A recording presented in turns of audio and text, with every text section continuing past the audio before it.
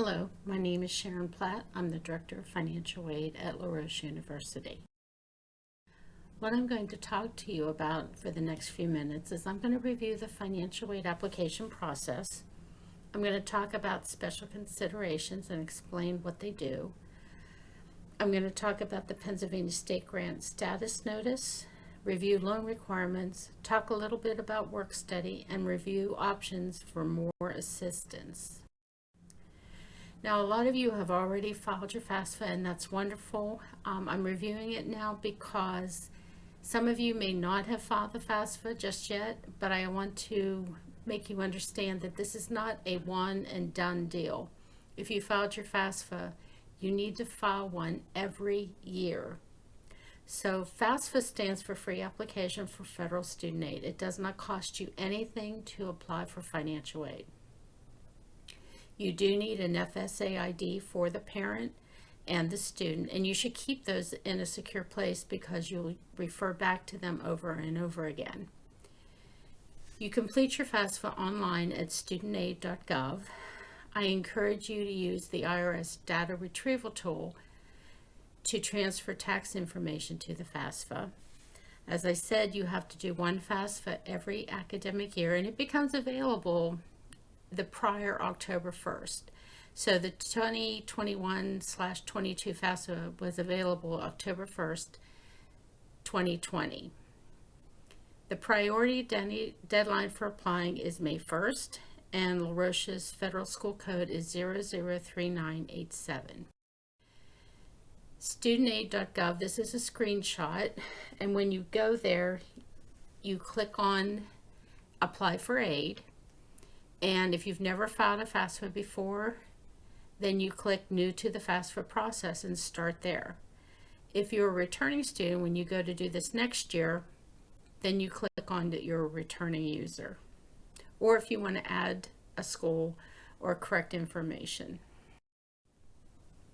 Now, the Department of Education selects probably 25 to 30% of all applicants for a thing called verification. That means that the school is required to verify certain data items on your FAFSA before we can actually award financial aid to you.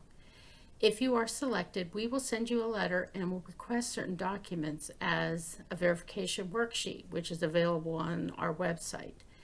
We may, if you did not use the data retrieval tool, we may ask you for tax return transcripts. We may ask you for other income documents such as W-2 forms. If you are selected for verification, we would send you an estimated financial aid package. Keep in mind that these are estimated awards. They do not appear on your student bill. And we only do this for new freshman students only. So as a sophomore, junior, senior, if you fill out your FAFSA and you are selected for verification, you will not get an estimated aid package from us. We only send out actual aid packages once verification is complete.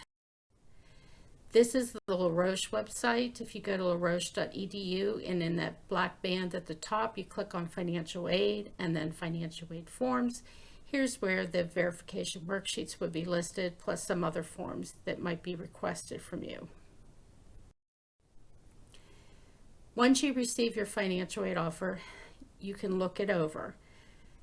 This financial aid offer will list all the aid that the student's eligible for, including scholarships, grants, work study, and federal direct student loans. State grants may say estimated, and there's a reason for that.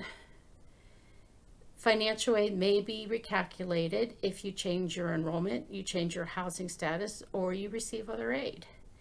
And we send revised financial aid offers throughout the year by mail or email.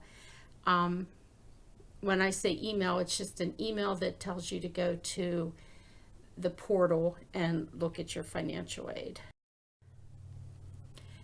The financial aid reply form is utilized if you don't want to accept all the aid that's listed on your award offer.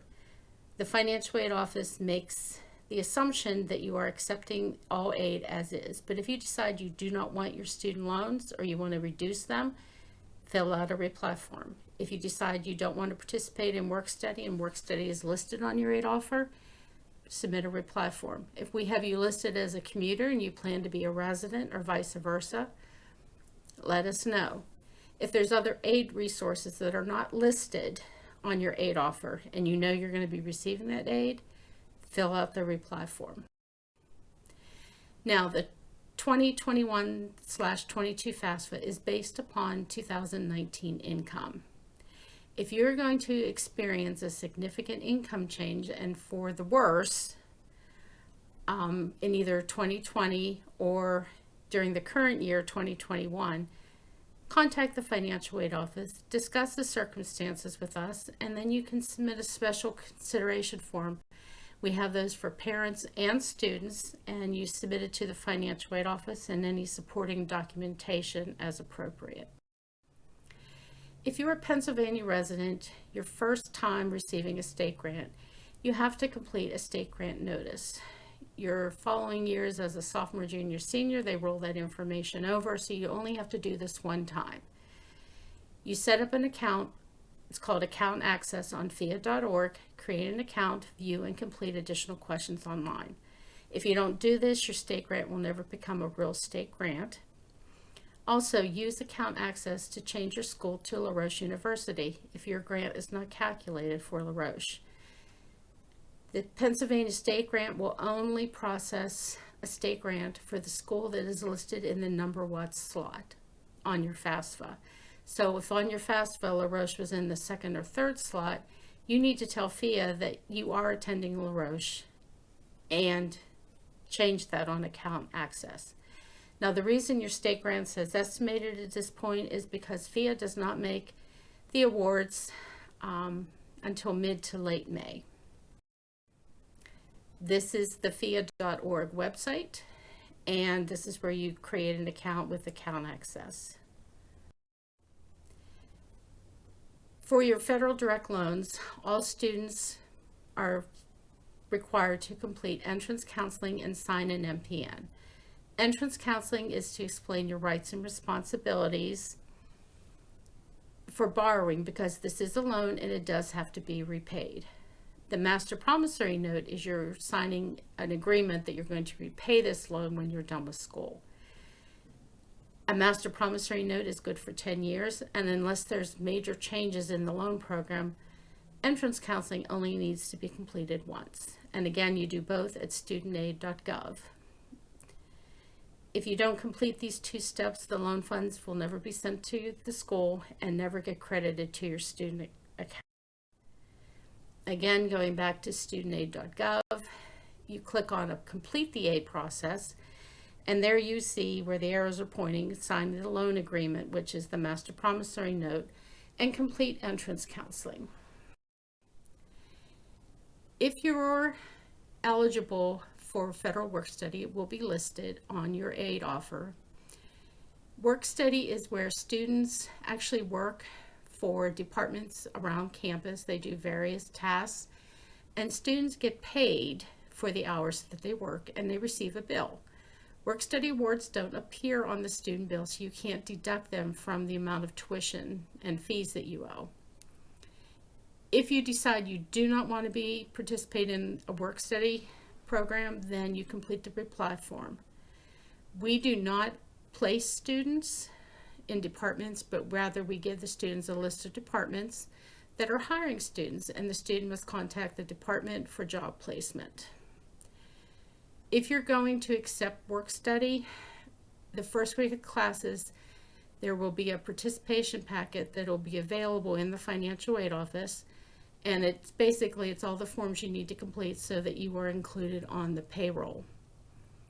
You do need to give us a voided blank check from a personal checking account, because we pay students by direct deposit, and you will need 2 forms of personal ID. If you find you need more financial assistance to help you pay your bill, there's a couple of options you can consider. One of them is the parent can apply for a Federal Direct Parent Plus loan. The parent is the borrower, and they apply at studentaid.gov. The parent has to sign into the site using their FSA ID and their information. Once in that site, they will be completing a credit application. It'll either be approved or denied. If the loan is approved, then the parent will be directed to sign a master promissory note. If the credit is denied, then one of three things can happen. The parent can appeal that decision. 2, they can get an endorser to co-sign their loan with them. Or 3, they can do nothing. And if they choose nothing and will let the denial stand, that makes the student eligible for an additional $4,000 of unsubsidized student loan. There's also the option of a private student loan where the student is the borrower, but they are probably going to require a co-signer. And there's also a private parent loan where, again, the parent is the borrower. We recommend, if you choose one of these options, that you borrow enough funds to cover both the fall and spring. Half will be sent for the fall, the other half will be sent for the spring. On studentaid.gov, this is where you apply for age, where the parent signs in. You have to scroll down the page, but it will say applying for a PLUS loan and then apply for a Parent PLUS loan and follow those instructions.